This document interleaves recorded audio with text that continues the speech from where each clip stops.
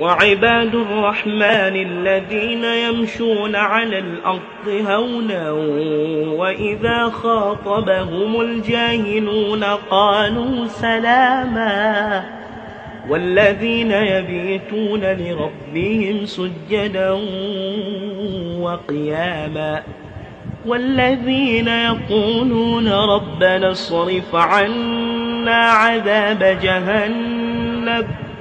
إن عذابها كان غراما إنها ساءت مستقرا ومقاما والذين إذا أنفقوا لم يسرفوا ولم يقتروا وكان بين ذلك قواما والذين لا يدعون مع الله إلها آخر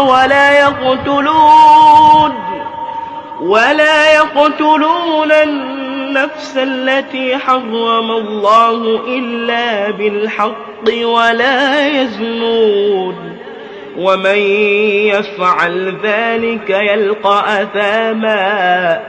يضاعف له العذاب يوم القيامة ويخلد فيه مهانا إلا من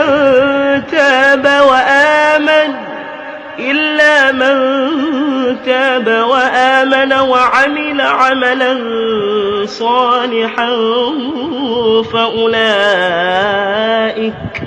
فأولئك يبدل الله سيئاتهم حسنات وكان الله غفورا رحيما.